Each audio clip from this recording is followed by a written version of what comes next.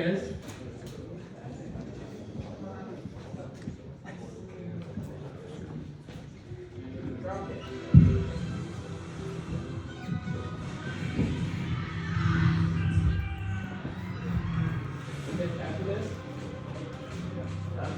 I first met Ben in 2007. He was the top sales manager of an Inc. 500 company with over 2,000 salespeople. Fast forward more than 50 years, and Ben is now recognized as the real authority on sales leadership. Ben is an entrepreneur, a sought-after keynote speaker, #1 best-selling author, and a catalyst for leadership change.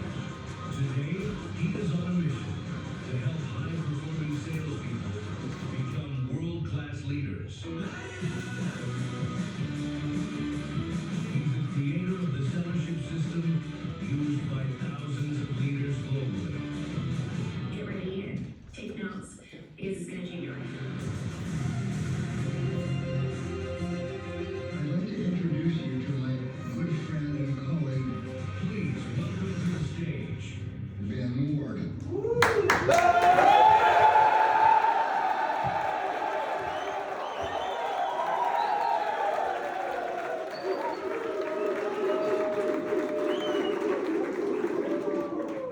Yeah, great to be with you guys. Listen, I'm not gonna waste one freaking minute of your time. So we're gonna go straight into the deep end. I wanted to share with you, if there's only one thing, if you're my little brother, I feel like you are.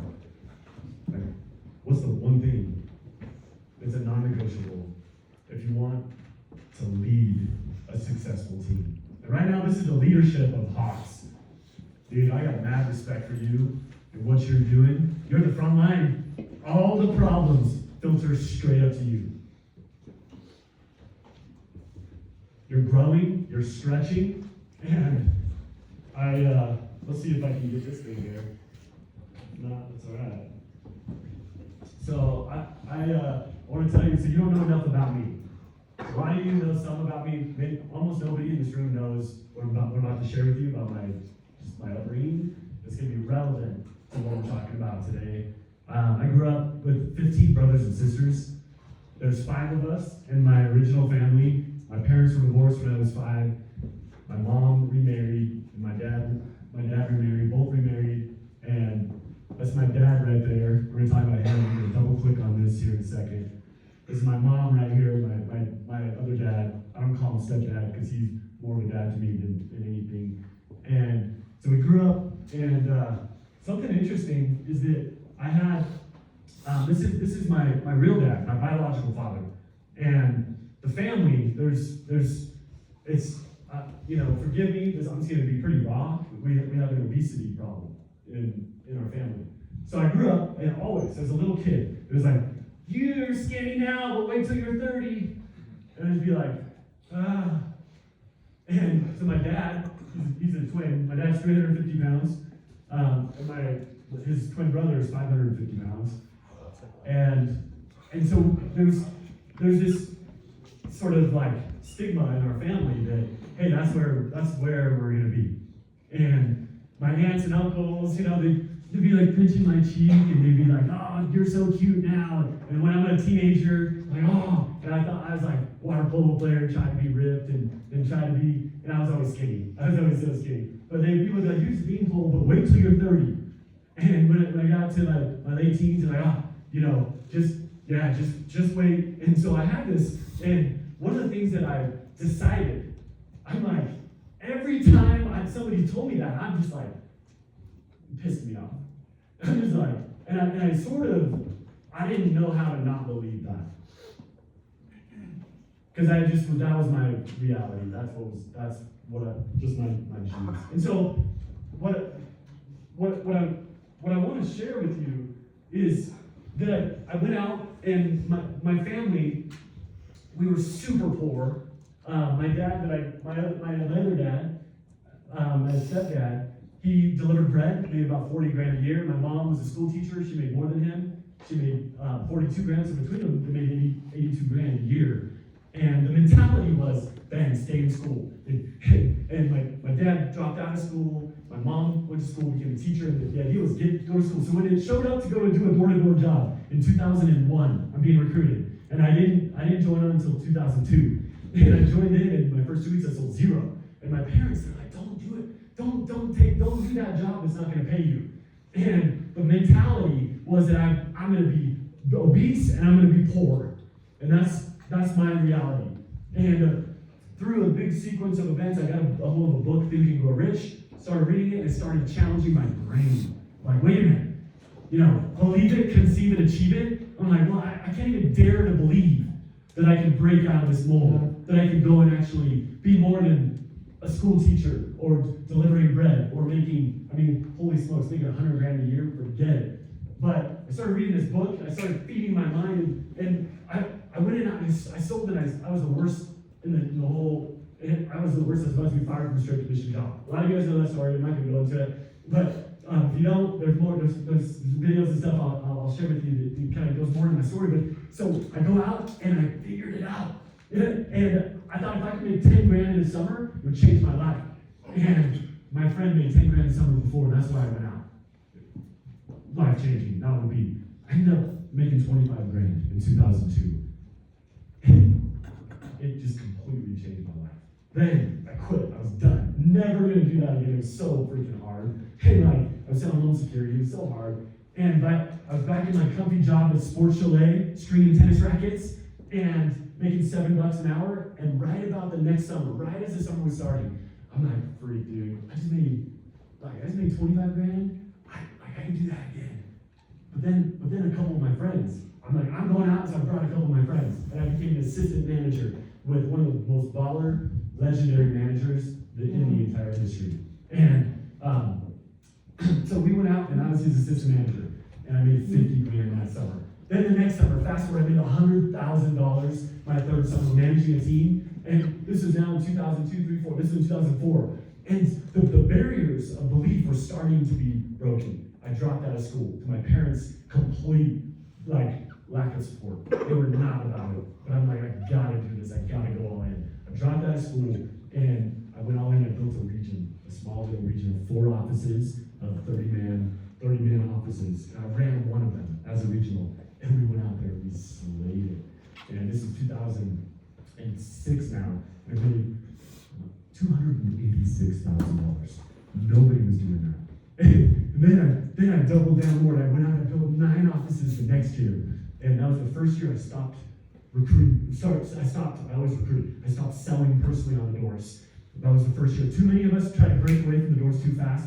Your people need you to lead from the front in sales. Until you have 200 plus rock solid people, I challenge you, be on the doors. The problem with too many of us is we get off the doors too early, and then we get sucked in and stuck on the doors forever. So, that year, I made over $400,000 and changed my life.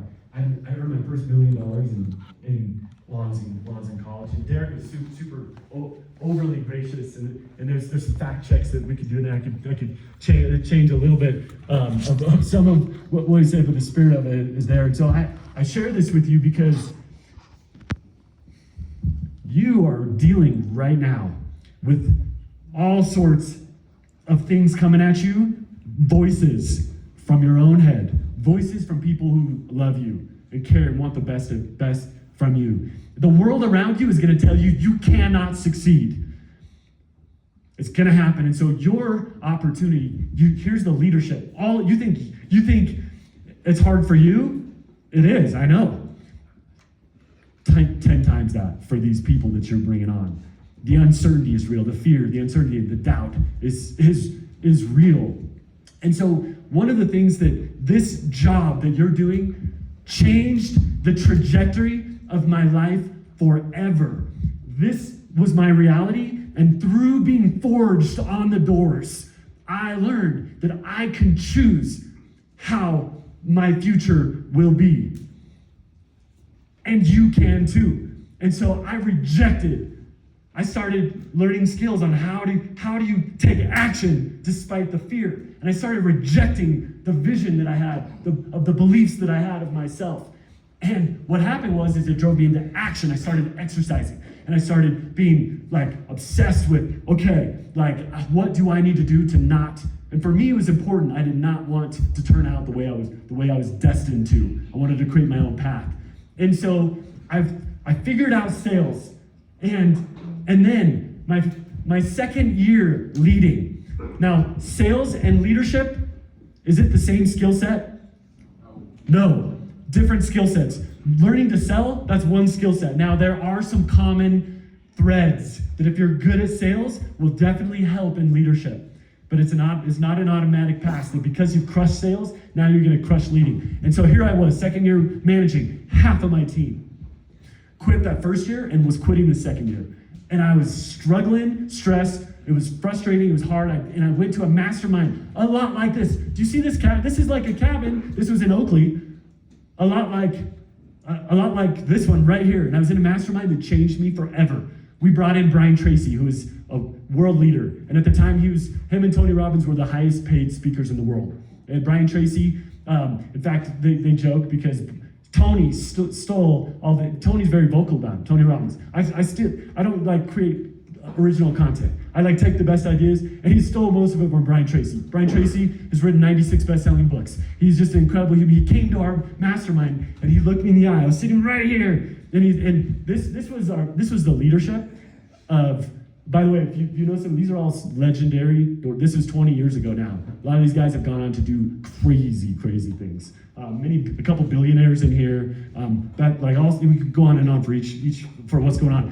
What you're forging, what you're learning the skills and the tools and the principles and the strategies of success way beyond just this year and what you're doing here at Hawks. It'll serve you well here, but it will serve you forever. So Brian, I'll never forget, he looks at me, he's like, listen, being good at sales and being good at leadership are different skill sets. And it's a problem. It's one of the biggest problems because it's the top salespeople are the ones that get promoted into leadership. And then they struggle trying to lead a team. And when he said it, it hit me like a ton of bricks because there I was. I started crushing sales and then I'm leading this team, getting my teeth kicked in. And I'm like, crap. And then he said something. He said, and anybody who contributes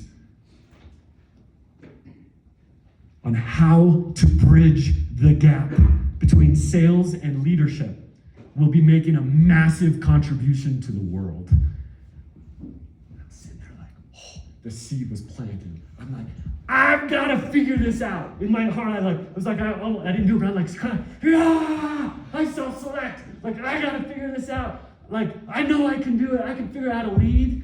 And then I went on this obsessive quest of filling my mind with the best leaders. Anybody that was a world global leader, I started filling my mind. I turned my car into a university on wheels. Every time I'm driving, I'm listening, and I'm getting strategic on who do I want to learn from? Who's the best in the world? Bam! And I would read their books, and I didn't read a lot, but I listened. I started getting voraciously listening, and I started on this quest, and I started making mistakes, and I started making mistakes as a leader, even more, trying out things. And by the way, if you're not making mistakes, you are not leading. Don't be afraid to make mistakes as you lead. But here's the challenge, here's the opportunity. I challenge you. Make new mistakes. Try not to keep doing that same mistake. If you find yourself keep doing that same mistake, look to your right and left with your leadership and have somebody be able to take you under the wing and say, hey, listen, call yourself out. Freaking, I'm making the same mistake over and over. How do I help me stop it? Be on a search for that. In fact, I would challenge you as a leader, make it a mantra. Dude, on your team, we make new mistakes. Don't be afraid to make mistakes. And so I started making mistakes. And I want to fast forward. You heard Brian Tracy just introduced me, being like, hey, first time I met was Ben. This is Ben back here. He was a top regional. By the way, Jeremy Miner was the #1 sales rep in the industry. I was the #1 regional sales manager in the industry. And so Jeremy rocked it on sales. I learned so much from him on sales stuff. And then leadership. I'm not trying to be braggy, but like I've demonstrated, and as I've built and I've gone, and so I've made it my life's work. The last 13 years, this is what I've been up to. Check it out. And I wrote a book called Sellership, and it's how to transition from sales into leadership. Brian Tracy wrote the foreword of that book, and I created this system. And what I want to do with today is, so I created this system, and I called it the Sellership system, from Sales Pro to Leadership Master. And here's the lay of the land. This is under the ground. This right here, the holy grail of leadership, is what I want to double click on with you today. And what this is groundwork. And then over here, the atmosphere. Just pretend this is the atmosphere. Every step along the way, we're gonna have to pluck the what? We're gonna have to pluck the FUD. What does pluck the FUD mean? Who wants to stand up and share what that means? Right back there, nice and loud. It's to get rid of fear, uncertainty, and doubt in your brain. Boom. Boom. That's the number one blocker to results. That's the number one thing that will stop us from getting the results that we want. It stops us from taking action. It becomes the number one competitive advantage. And plucking the FUD is not something we just do once. It's something we do all throughout. While we're building our culture, while we're trying to be productive. I love JK, what he was saying in Scott about time management, owning your time, being productive and effective with your time. Yes, while you're doing that, you're gonna have to pluck FUD. Fear is gonna come in. Uncertainty is gonna be real. The doubt is gonna be real. Team sales, as you're teaching your team how to sell, there's gonna be tons of fear, uncertainty, and doubt. One for yourself, but two for them. And as a leader, you've got to learn to be a FUD plucker. As a leader, you've got to learn to help the people you lead pluck FUD. And so it's one thing learning how to do it yourself. It's another helping others. And that's where you're at right now, is you're leading your teams. One of your biggest opportunities is helping. The way we do that is, bro, we take them under our wing. Like, bro, this is tough, dude. I got your back, bro. How can I, and you just take the people they're dealing with FUD, right? They're dealing with the fear, the uncertainty, the doubt. And listen, the easy part is learning the skills to be successful. That's the easy part. That's just a minimum standard. You just got to get good at the skills. Your pitch, your tone, your stance, the questions you ask, all the different things. What's your door approach? What's your walkthrough? Signing the contract, all those skills, that's a minimum standard. You just got to get good at the skills.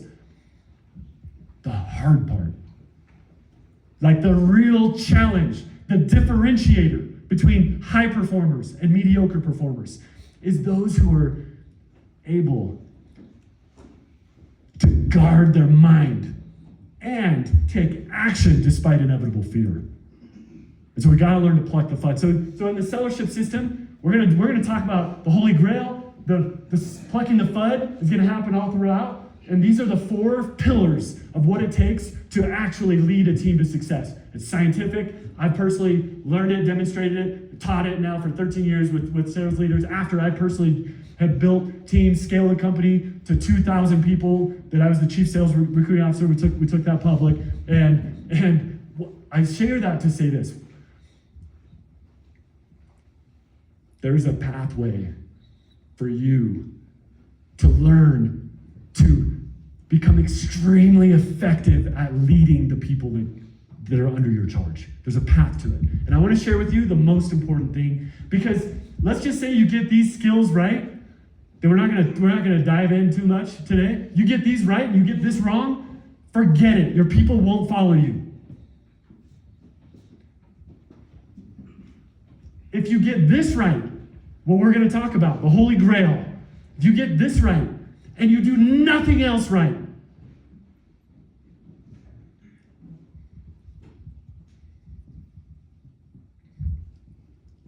your people are going to trust you. They're going to respect you. You're probably under-leading them because you need to learn some of the skills. But if you get this right, they're going to give you a lot of grace for the mistakes that you make as a leader. And that's why I want to talk to you about the Holy Grail of leadership. And it ends up being the way of being, the way of seeing, and the way of serving. It's deeper than behavior. It's more valuable than the things that you say or how you say it. It transcends the skills of, hey, I'm gonna like pretend that I like this guy, and I'm gonna ask him really good questions, and we can see. So, do you think your people can see through phony crap from you? Yes. And so here's the if I could share one thing with you today. You've heard me talk about this, but I've never ad hocs talked about it the way we're going to talk about it today. So I want you to listen up. There might be a temptation, oh yeah, I've heard him talk about Genshai. I'll tell you what, I challenge you. We're going to go deep, and I promise you this will be valuable for you. Genshai, what does it mean? To never treat another person in a manner that would make them feel small. Yeah. And who knows where this word comes from? What's that? Yeah, it's an ancient Hindi principle. And what I want to just tell I'm just going to start off with this. Speaking of Genshai, about T. T is one of my heroes now. T. So I was undercover, and I was doing leadership training with an executive team, multiple billion-dollar company, and they had me. I've been working with them for about 6 months, and they had me go undercover in their warehouse. They had 2,300 employees, and they assigned me to a trainer named T. And I showed up, and this picture's later, but I showed up with a beanie and sweats, and I showed up to work. And I'm like, and so T, shows up, and this guy is one of the best there is. And I'm like trying to keep up with him. He's like, grabs the pallet jack. See this pallet right here? There's something like that. He's grabbing this pallet jack, and he's like, and I'm just trying to keep up with him. And he's like going around corners like a ninja with this thing. And after about 2 hours of following him, and he's like, putting the pallets up, getting them out, taking clothes over here. And about 2 hours of that, he hands me the pallet jack. And I'm like, okay. And so I grab the pallet jack, and I'm going, and he's like, hey, let's go. You got this, man. Speed up. And so then I'm like going faster, and about 20 minutes into it, I took a turn, and I slammed, and the loudest crash. I slammed the pallet jack with this bin, a plastic bin, and I'm going, and dude, like 200 employees came out. I'm like, whoa, what happened? This loud crash in the warehouse, and I'll never forget what he told me, or what happened. He's like, people are looking at me. I'm holding the jack. I'm holding the knife.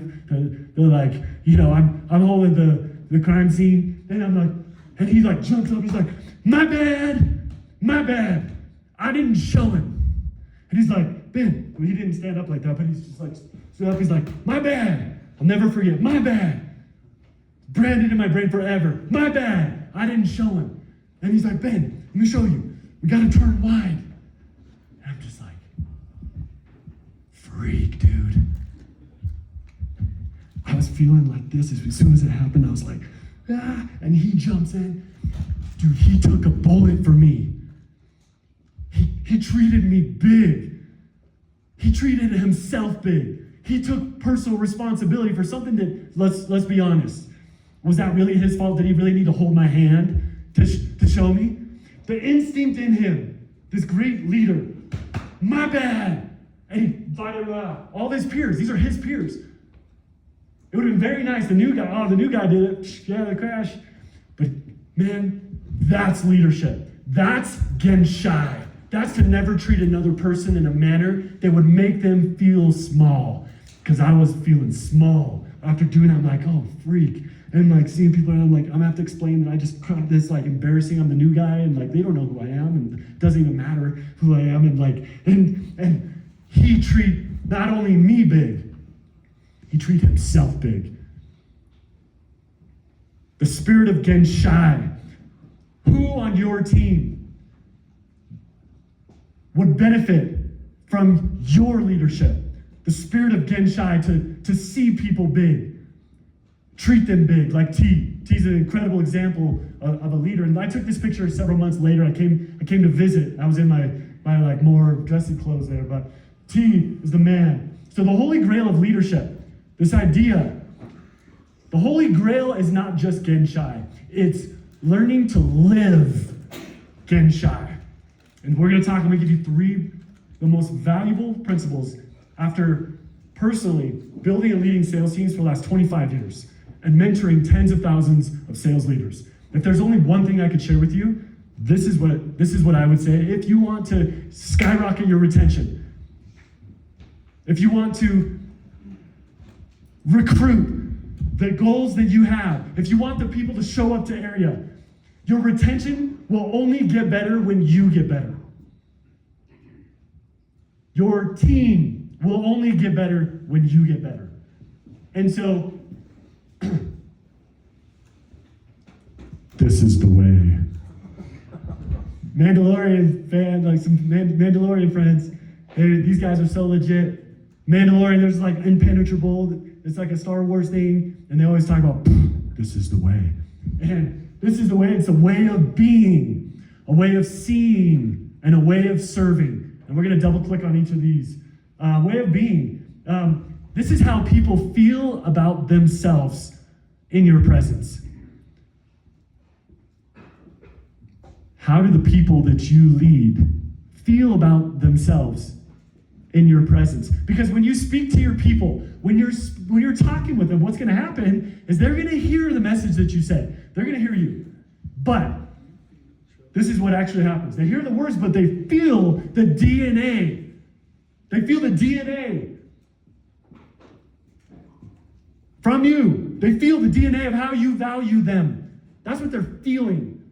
They hear what you say, but they're feeling that DNA of how you value them. And they walk out of that room thinking about what they heard, but what they're doing is they're sensing from you. They're sensing what they just experienced.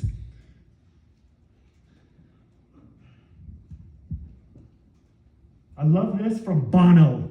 Bono crushes it. When he says, listen, it's been said that after meeting with the great Prime Minister, William Gladstone, that you feel that he was the smartest person in the world. You meet with him, and he's, man, that guy is smart. But he said, but after meeting with his rival, Benjamin Disraeli, you leave feeling like you are the smartest person in the world. That's getting shy. That's treating people big. That's a way of being. That's a way of seeing. How do we see the people? And that's a way of serving them. So this, in the model, the sellership system, the holy grail of leadership is underground work. It's more important to set a foundation because you can learn all the skills. You can learn all the skills of building and leading and recruiting. But if the people that you lead feel diminished by you, all of your efforts just fly out the window. But if they feel like they freaking matter in your presence, you lift them up, you see them and treat them big. Bro. The most unpolished leader will gain the love. The people will respect them in that way. Now they're going to challenge you to get better at leading. And I need you to, you're going to be able to develop loyalty. So putting them both together, learning the skills, which I'm not saying are not important, but I'm just telling you that living Genshai is your trump card. It's the first step. And so how are you showing up? You know, that's a question that I would just challenge you. You know, it's a rhetorical question. How are you showing up? How do the people that you lead,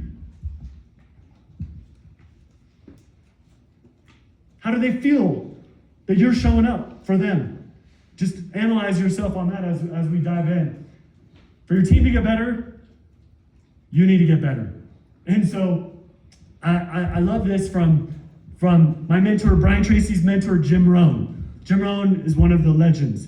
And some of you have heard me say this before. It's this right here. Your level of success will rarely exceed your level of personal development. Because success is something that you attract by the person that you become. That's one of the reasons why I freaking love you guys. Look at you, you're here. That's what you're doing. You're developing yourself. You're spending the time. You're attentive. You're going. You're learning. You're going. And I want to challenge you to continue to double down on that. And one of the best investors of our time, he's now getting older, and there's some new investors that have been coming up. But one of the fundamental principles is that he said the greatest investment that you can make in yourself. One of the greatest investments you can make. No.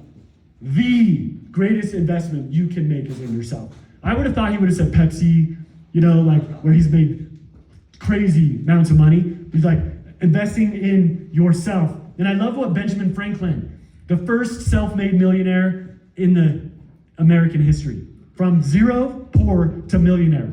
He says, empty the coins of your purse into your brain, and your brain will fill your purse. And so in today's day and age, it's beautiful because you actually don't even need to pay a lot to learn a lot. I would challenge you to not have information overload. There's so many things you can learn from. I would challenge you to identify somebody that's already done what you're trying to do, hitch your trailer to them. There's a lot of videos out there that those people are making. There's a lot of training that you can learn for free. I know a lot of you guys there's a lot of others as well, but a lot of you have learned free stuff from me. And I love that. Keep it going. And by the way, I have a little gift for you of some free stuff from me to get some crazy value from me for free. Because I already know it's really expensive to work with me. I charge 10 grand a month, and we work for an hour a week, and that's not for everybody. But I actually created a way to be able to provide some massive value to every single person in this room. And I'm going to share that with you as we go. And so, I'm pretty stoked about that. Because how are you showing up? What happens is, as you work on yourself, what happens is the way to not recruit is showing up with commission breath. Where you have your goal, and this person now is gonna, I need them to, and so we show up. And what do we do if somebody has bad breath? We back away. And so what I want to challenge you as you work on improving yourself is this recruiting game is not about you. It's not about what you want. What it is, I think this is probably the best advice I can give. And very strategically, intentionally, I'm calling this out. The best advice I can give around this whole, if you get nothing, by the way, there's gonna be sure a lot, there's still a lot coming. We're going fast. Some of it will come in, kind of drip in. You're not gonna get every single thing, that's okay. This is a journey. But if there's one or two things that you get from this that will help catapult you, man, that's success. Here's what I would invite you as a massive opportunity. Instead of commission breath, where it's what you want, like I want these goals, take that for recruiting, take that for sales, take that for both, take that for life. Instead of showing up, I gotta recruit this guy and do that. Bros, become obsessed with their goals. You're recruiting somebody, you're working with somebody, become obsessed with their goals. And that doesn't look hyperactive. I'm so obsessed. It's a quiet dignity, but it's your focus. One of the most valuable things you could do is you build, recruit, and lead and nurture your teams, is becoming obsessed with what they're obsessed with. And some of them don't know what they're obsessed with. Some of them don't know what their goals are. Enter you into their life to help them, to help dig in, to help them identify what it is that they want. So how do you become obsessed with their goal? I created the world's simplest model that has transformed sales leaders all over the world and is just getting started. Many of you have learned this and adopted it, and it's so simple and it's so powerful. How do you become obsessed with their goal? I challenge you, you do not know enough about the people that you lead. If you don't know this about them, if you don't know where's their mind at, where's their heart at, and what are their feet doing? So what does that mean? Where's their mind at? All that is, what are their very specific goals? What's their dominant goal that they're trying to achieve in their life? Some of your people don't know that. Some of you don't know that, and that's okay. That's an opportunity, but I'm gonna just challenge you. You don't know enough about the people you lead. You don't know enough about the people. Think about. I don't want to embarrass anybody, but how many people do you have on your team? About like 20. Okay, so these 20 people, I'm telling you, what's one of their names? Lev. What's one that you know the least? Like one thing about them. No, sorry. Just name a person out of the 20 that you know the least. Probably like Schwab. Okay. You don't know enough about Schwab? Yeah. Schwab. If you don't know, what is Schwab's goal? What is he actually, why is he here? Why is he here? He's on your roster. Why? Like, and there's maybe some surface stuff, but like, what is his specific goal? Now, I'm not talking about a deep-seated why. I'm talking about what's he trying to accomplish this year? And what is that specific goal? That's mind. And then part of up here in the head, so up here in the head, like we've got our eyes. right here close to our head, right? Our eyes. Can Schwab see himself achieving that goal? And is there a vision to that goal? And so you as a leader, the biggest opportunity you have is to identify where's Schwab's, what's he trying to accomplish? Not what his mom and dad want him to accomplish, not what you want him to accomplish. What does he want? Maybe he wants to go to dental school, and everybody's saying, no, don't do it. But that's actually what he wants. I'm making stuff up. Bro, you don't know enough about Schwab to lead him if you don't know that he wants to go to dental school. And so he's doing this summer to help fund dental school. And instead of, most leaders will resist him. You don't want dental school. Stop that crap.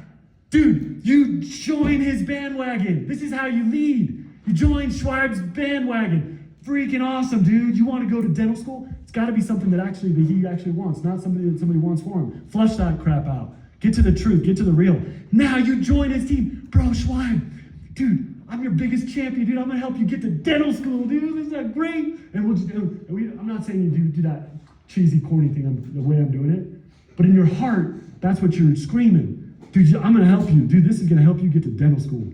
And you work with them. And you join their team. Where's their mind at? And what that means is, what are their specific goals? Heart. You don't know enough about Schwab, enough to lead him if you don't know why he freaking wants dental school. Because maybe that's real, but maybe that's just a BS crap illusion that he just has always said, but he actually doesn't really want it. And so if we don't anchor to a strong enough why, what happens is if our hands are not going to reach out for what our heart does not long for. So we're not going to get Schwab into enough action to do what it's going to take to achieve the results if he doesn't really want that. So that's your role, your biggest role as a leader is become freaking obsessed with their goal. And it starts with, what is their goal? Am I clear on what their goal is? Do they know? If they don't, that's what you're doing on your one-on-ones. Like, what are you doing on your one-on-ones? You're identifying, hey, cool, boom, and that's a start. And then you're talking about, all right, dude, now 3 weeks into it, 3 weeks later, Schwab, bro, I'm so pumped for dental school. How are we looking on that? What do we need to do? And that's what you're helping, you're guiding them. The heart. Where's their mind at? Where's their heart at? Their feet. The feet represent results. What are their results? And the way that you uncover results, sure, there's stats. You look at their stats. Recruiting season's a little bit, depending on how you look at it, it's going to change from recruiting season to sales season as far as results. Are they out recruiting? Are they showing up to meetings? Are they jumping in on culture? Now, are they jumping in to be part of the team? Now, what happens is, when you know what they want and you know why they want it, if their feet are not moving, too many leaders hack at the branches and try to motivate with BS crap that doesn't work. What happens is, here's what I've learned in 25 years. It's the most profound, simple thing. If you are ever having a feet problem, meaning somebody that you lead is not getting the results that they say they want, that you're trying to help them with, it is always, 100% of the time, always a problem. If the feet are not moving, the results are not what they need to be. It's always an opportunity with the mind and or the heart. Either they're not clear enough on what they want, or they don't want it bad enough, or they're misaligned. Maybe they're clear on what they want, but it's not aligned. Their mind and their heart are mismatched, and your opportunity is to help them to align what they want with why they want it, and that, my friends, will get their feet moving into action. So the world's simplest model on how do you lead your people, how do you become obsessed with their goals? Because when you become obsessed with their goals, remember commission breath? Most of us are obsessed with our goals, and we cram our goals on the people we lead. And so then we have a retention problem. We have people that sign and they go out the door. As JK was talking about.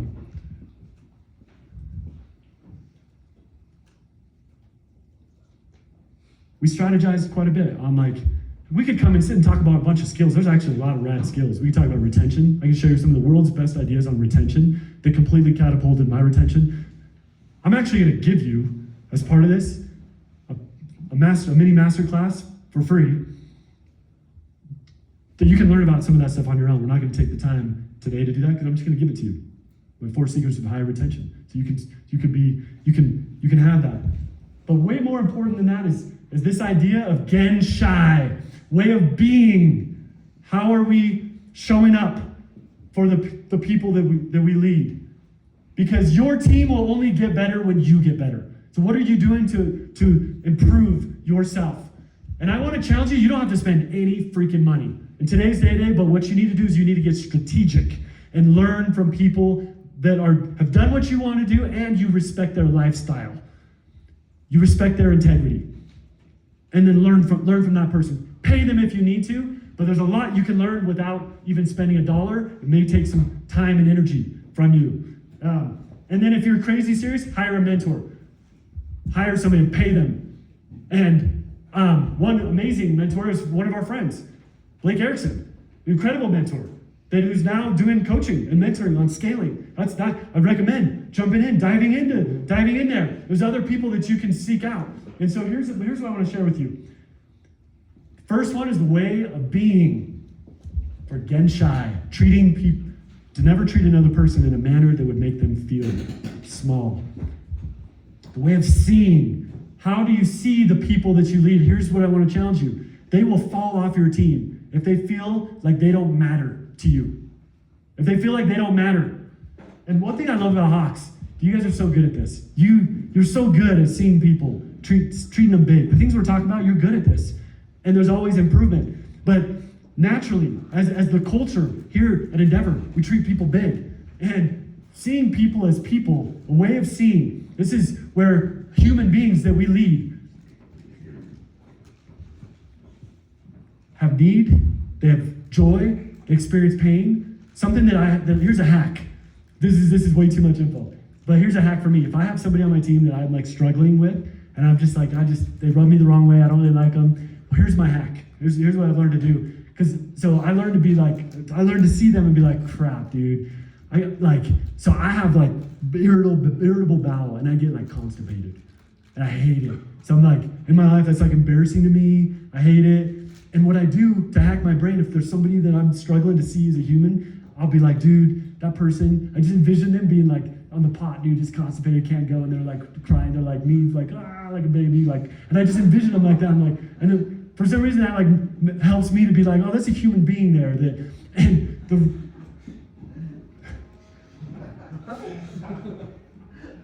That's what is it going to take for you to be able to see the people that you lead as they are, as human beings? Because it's very easy to turn people into objects. And there's 3 types of objects that we turn people into. First, obstacles. That a human being is an obstacle. Maybe they're just like this chair. Let's just and let's say I'm trying to get from here to Thomas. And I'm trying to go, and so this is a person, I need to get to Thomas, and I just push him out of the way so I can get to Thomas, right? It's just an obstacle in my way to get to where I'm trying to go. And so sometimes we just jump over them, sometimes we go around them, sometimes we move them over, sometimes whatever we need to do. Sometimes people, we make them objects, the people we lead, and also people in our life. They're just objects to us.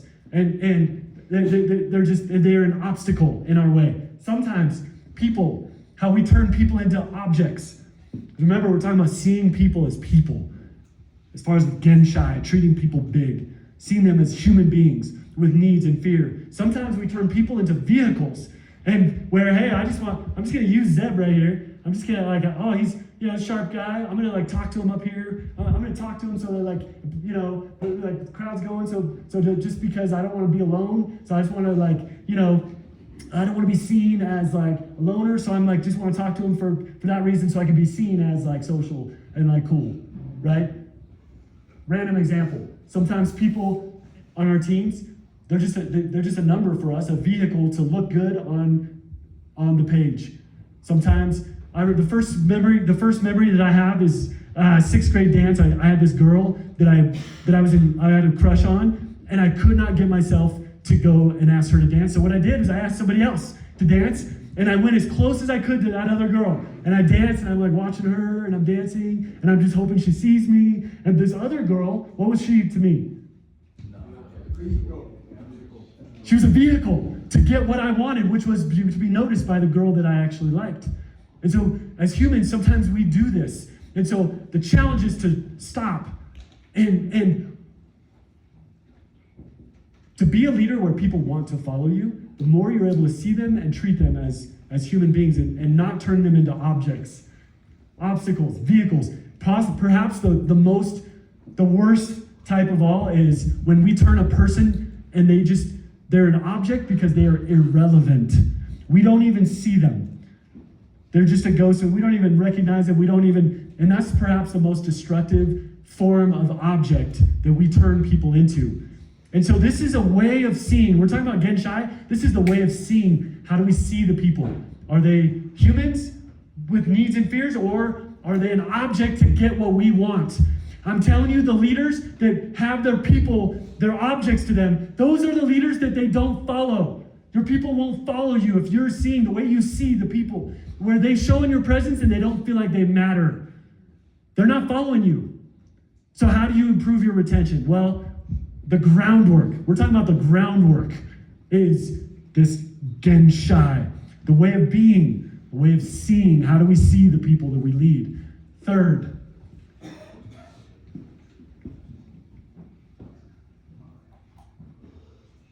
seeing people big. Let me do this. I want to challenge you. Do I have permission to challenge you without getting offended? Yes, let's do it. We talked about this in a mastermind last night with a freaking rad baller group of guys. I've worked a lot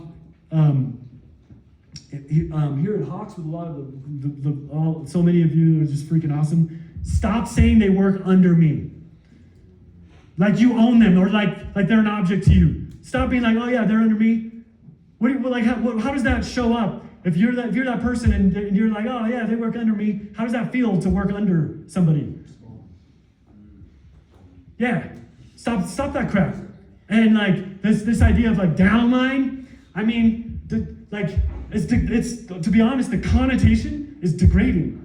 Now, it's not the biggest deal in the world, but if you want to build a high-performing team with people that will follow you to the end of the earth, and I challenge you to try to do that while you're telling, oh yeah, they work under me, and I'm a downline, like there's some peasant in my kingdom. What's another thing that we could do? How can we refer to the people on our teams? Yeah, teammates. What'd you say? They work with me on my team. Leaders. Yeah, let's go. So how do we see the people that we lead? How do we see them? Do we see them as underneath us?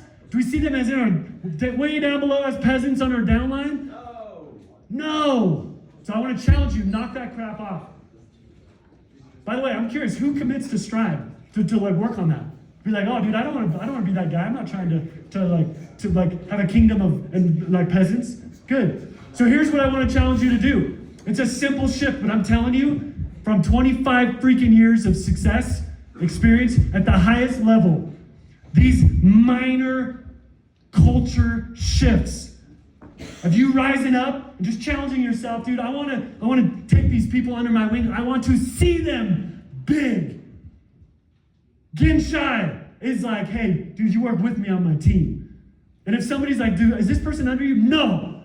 You're like, no, what are you talking about? What's that crap? No, he doesn't work under me. He works on my team. How would you feel to be led by a leader who rallies around you to work with you on his team? Genshai. We're getting into some of the nuts and bolts of what does it take to live Genshai. It's a way of being.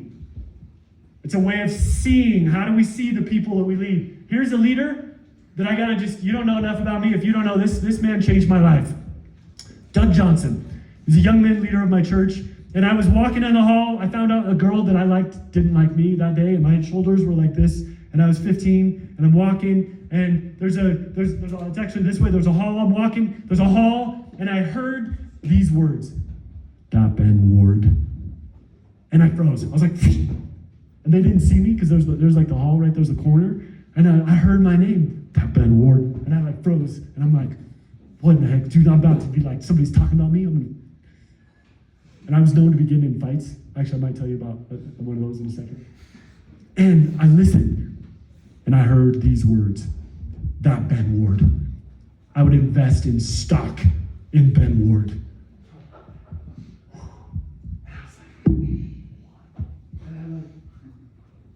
They didn't know what I heard, and I walked this way, and I walked 10 feet tall this other way.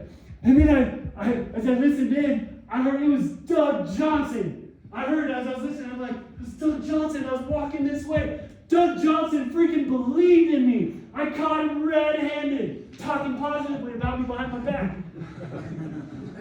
Ken Shire, he treated me big. And guess what happened when Doug Johnson would show up to my baseball games? Dude, I would hit better. I'm like, Doug's in the stands. He believed in me. And I hit better. I made less errors. Who on your team would benefit from the gift of you believing in them, seeing them bigger than they actually already are? Who would benefit from that? Everyone. Love it. I love these words from Gertrude, the ancient philosopher. He says, if you treat a man as he is, he'll stay as he is. But if you treat him as if he were what he could and ought to be, he'll become what he could and ought to become. That's the spirit of Genshai. Seeing people. How do we see them? And we see them big. Doug Johnson saw me big. Because Doug Johnson saw me big, I'm here with you right now. Because Doug Johnson saw me big, bigger than I was. I didn't deserve it. Because of that, I had the courage to go out and do a door-to-door sales job that nobody in my world was saying I should do and I could do. Which then ultimately changed the trajectory of my life. Now, there's 3 laws about treating people big. We're not going to go into it too much, but I just want to just tell you. 1, treat people big. Law 1, get shy. 2, big does not mean soft. I gotta tell you a story. Doug Johnson. I told you maybe I'll tell you about the fight. So fast forward a year later, I'm 16, and I get in a fight with Jacob Spew. He was 1 year younger, 15, and I get in a fight with him. I beat him up. He got a good claw. He was scrappy. He got me, but I beat him up. Dude, Doug Johnson heard about this. He's one of the kids in my church, in my church in the younger class. I'll never forget him coming up to me, Ben, did I hear you got in a fight with Doug Johnson? And I'm just like, this is Doug Johnson, who I knew believed in me. When he came at me and he challenged me, what's interesting, the magic was that I didn't resent him.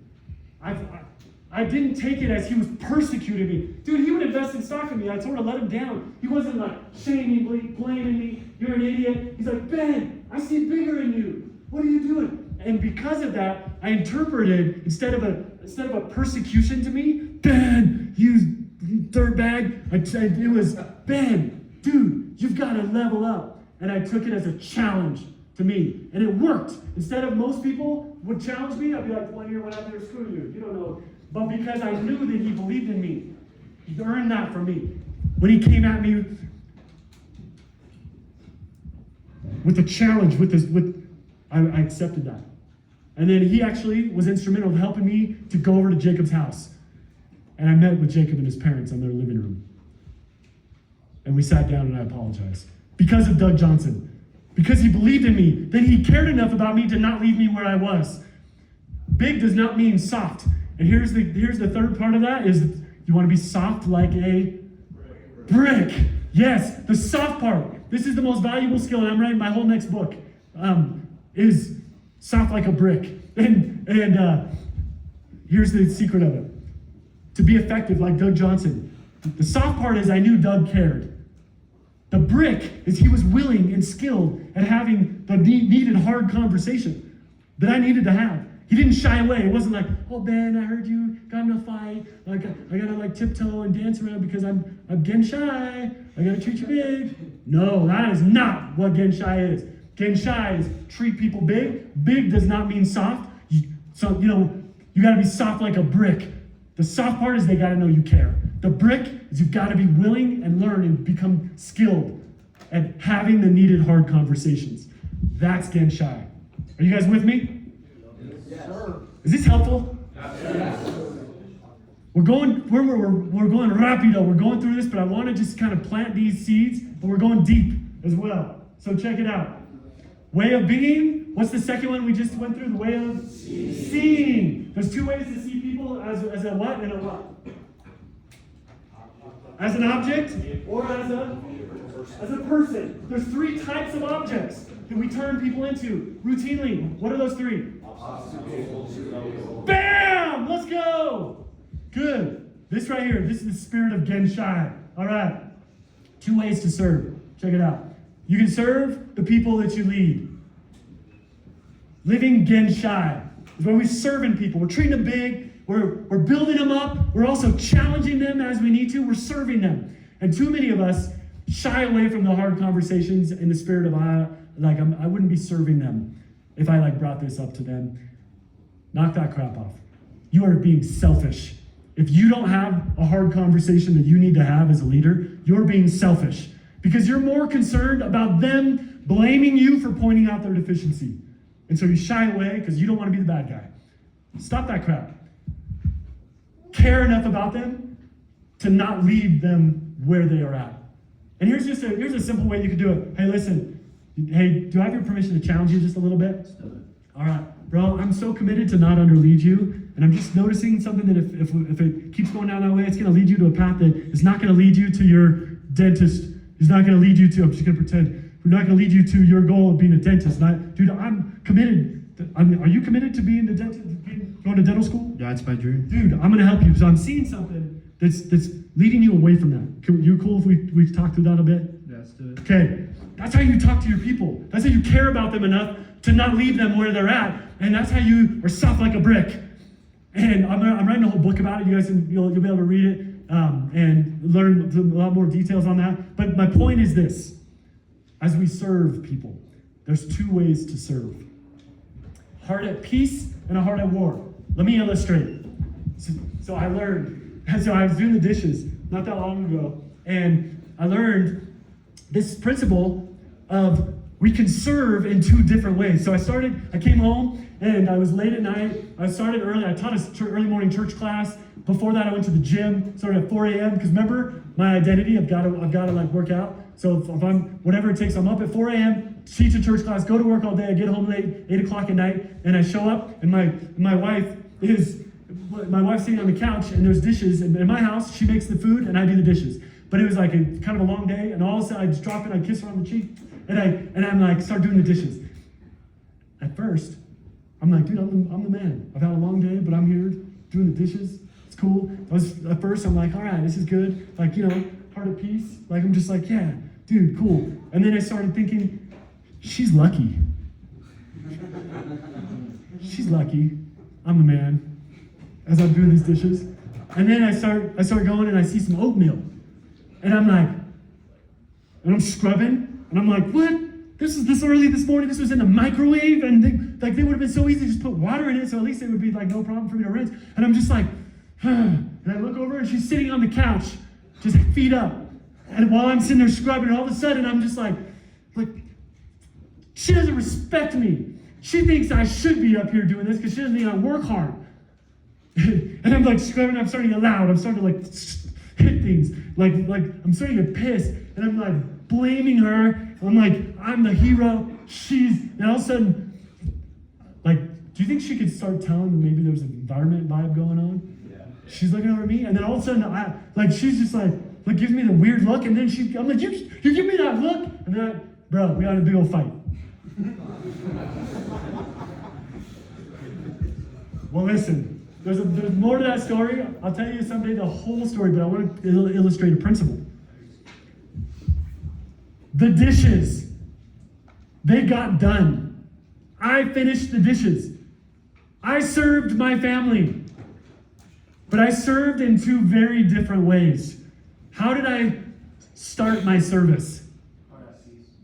Heart at peace. I'm just like, oh, I'm just gonna be helpful. Like, oh, good. She's been, I'm sure she's had a hard day. The dishes got done, but like, the reality is, it started here. Here's what's crazy.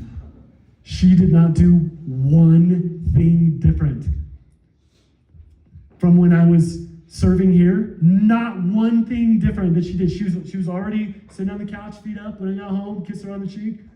She did nothing different.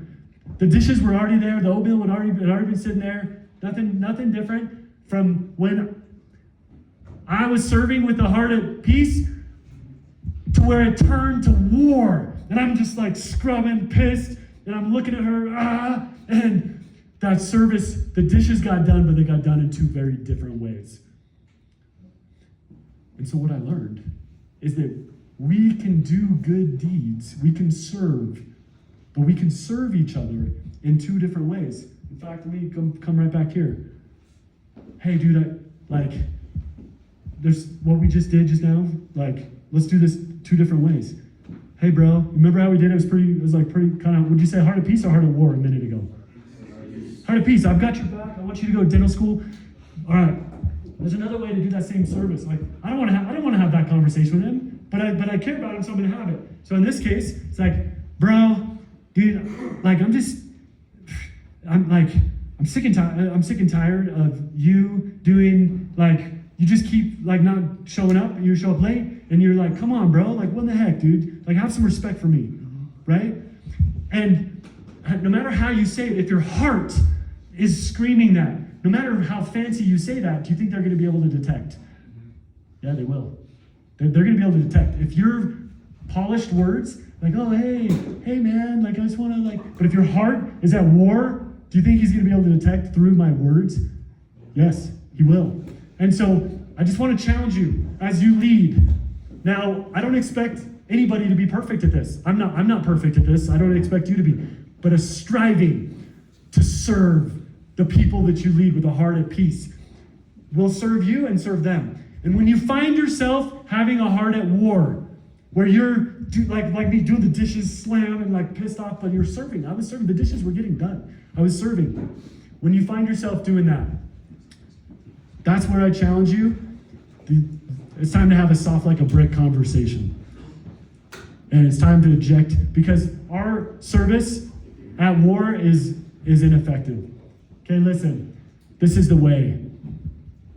This is the way. This is the groundwork. Your people will respond better to you. Your people will follow you better if they feel like they matter in your presence. And the way that you do that is your way of being towards them, your way of seeing them. How do you see them? And your way of serving them. Now, all day long, you're serving them. You're challenging them to step up. You're challenging them to recruit. You're challenging them to be part of, be part of what you're doing. And I just want to invite you that this is the groundwork of what it will take. I'm curious, before we transition to sort of a close. By the way, I'm probably out of time. Do I have a few minutes to close up? Cool. Of course. Takeaways. I want to hear from you. What are your takeaways as you've been here plugging in, thinking about your team, thinking about getting shy, treating people big, thinking about treating yourself big? What takeaways do you have? Yes. The mind and heart control the feet. Boom. The mind and the heart control the feet. Good. What else? People live up to the expectations you give. Nice and loud. Nice and loud. People live up to the expectations that you see them as. Amen. Find out what they want and be on their team and help them get there. Bro, take them under your wing. Become obsessed with their goals. Find out what they want. Beautiful. Right here. I feel like the point of like knowing and like helping the people you lead. Stop right there. Can you guys hear in the back? No. You're okay. Nice and loud. Knowing and like seeing the things that the people that you lead want to achieve, it makes me think like if I'm unable to identify what they want and help them to get there, I don't serve them as a leader. It's like, why should they follow me? Why should I lead them? I don't add to them. Love it. Right here. Make sure that the people that you're leading know that you believe in them so that when you're constructively criticizing them, they don't feel persecuted. They feel like you're trying to help them. What if you don't believe in them? There's an opportunity. So if you don't believe in somebody that you lead, that's another conversation. But starting with where can you believe, where are they good at, and start somewhere. And if you can't believe in them, and there's nothing that you can believe in them about to build on, what are they doing on your team? That's on you as a leader. By having somebody on your team that you can't believe in, time for you to hit some eject buttons. So there's a barometer. If you're like, dude, I don't believe in this guy, like, I don't think there's some opportunity for development there. Okay, yes. Just because something got done doesn't mean it was done the right way. Boom. And there's a difference when we do something with a heart at war versus a heart at peace. There's a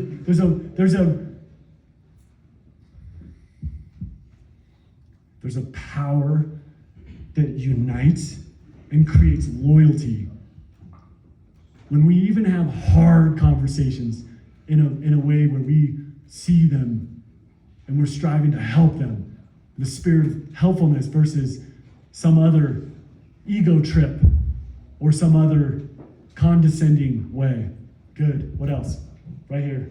Sometimes we assume that we understand what the people on our team want, but it's important to ask very crystal clear questions that we understand their goals as clear as possible, because being clear is kind. Love it. We're all equals and we're all one. No one's better than each other. They don't work for us. We all work together. And then if one of my reps makes a mistake, it's my fault because I didn't teach them the right thing to do.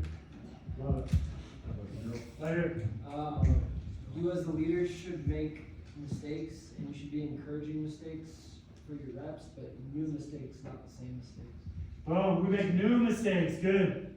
It's not just about what you say and do, it's how you say and do those things. What else? Right here. I think being a lot more open-minded. You're not perfect, nobody's perfect. I think being able to kind of change your habits or whatever you're doing specifically with your team and stuff, being able to change things. Love it. Never treating someone as if they're smaller than who they are. You guys hear that back there? Never treating someone as if they're smaller than who they are. Right here. Just a thought. Imagine a team out in the summer that's unified in everything you're teaching. I mean, I couldn't imagine what they would accomplish, honestly. Everybody serving each other, lifting each other, helping each other hit their goals, treating people big. It's cool. It'd be a hell of a summer. And that takes courage. To create that, it takes courage because I remember growing up we had a big giant couch. I remember there was 15 of us. There was 11 in one of our households. We had this giant couch. And there's times where there's conflict. And we learned, my parents, as inadequate as we were, they taught us to have constructive conflict and to have the courage to face those conversations. And if we don't have the necessary hard conversations, what happens on our teams? The opposite of what Strat just shared. We have artificial harmony. Artificial harmony reigns on an unhealthy team. And what that is, it looks like this. Dude, what's your name? Blake. Dude, Blake, bro, so good to see you, man. Bro, if I ever have to freaking see Blake again, dude, that guy bugs me. I hate it when he's in our meetings. Oh, dude, yeah, all right, cool, man. Cool. That's artificial harmony. And that's the result. That's the result. If we're not willing to treat each other big, see each other big, be willing to have the needed conversations, our culture spirals down and it just destroys our results. So, Strat, amen to that. Any other final takeaways? Right here. I've always known care about your reps. Obviously, I think it's a really good thing, but looking at it at leadership with the mindset of becoming obsessed with their goals, I think is probably the most genuine way you can do leadership. Boom, boom. Love it, love it. Couple final ones if we have them. Final takeaways? Yes. I liked what you had to say about the way of being, and the question was, how do people feel in your presence? I think in this industry, it's very common to reflect this idea of superiority to your reps or to the people you work around, and I think that's great in a sense of leadership. It's hey, no, it's about how do they feel when they're around me. They should be the number one in the room regardless. Love it. All right, my friends, my final words to you. This is the holy grail of leadership. I'm telling you, the reason why it's the holy grail is just like the movie. Have you seen Indiana Jones? In the Last Crusade, where they're going after, if they could drink from the holy grail, they can have everlasting life. Friends, this is how you have everlasting leadership. Leadership that lives beyond your team now. Leadership that extends into the future forever. Leadership that continues to where your influence is felt forever. It's the holy grail of leadership, because when you see people big, you treat them big. Your way of being, your way of seeing, your way of serving. You see them as they are. And you rally around them with a heart of peace. And you're not going to be perfect, but getting Genshai, living Genshai, to never treat another person in a manner that would make them feel small. My friends, that's the holy grail. Then when you make mistakes on leading, and you're late to meetings, and the things, you do the wrong things, you get upset, you blow up needlessly, you're angry, and you like feel like you're if you're living Genshai, it's going to give you a lot of grace for your team to continue to respect and follow you, even though you're not perfect. That's why it's the foundation of the fellowship system. I created this for you, and it's something I'm building. And I decided there's too many people that reach out to me that I'm not willing, that I can't work with. I'm not willing to lower my pricing. I'm busy. I've got a lot going on. So I've created this university where I'm dumping my best stuff. Most of it's free in there. You can go and have a field day. There are some things that you can pay if you want, but don't even do that. Go learn everything you can from me for free right here, and take me up on that. This is something that I'm building actively. And I have so much freaking content and knowledge that it's going strictly here and nowhere else. You'll be able to find it nowhere else. My whole YouTube channel, I'm pulling that stuff off, and it's right here, Ben Ward University. But it's free. You can come in and free right here. So what's that? You can't get rid of YouTube. I can't hear you. You can't get rid of YouTube. Ah! Okay. Well, maybe some of it will be there, but the videos are in here. You can't find anywhere else. I'll keep some of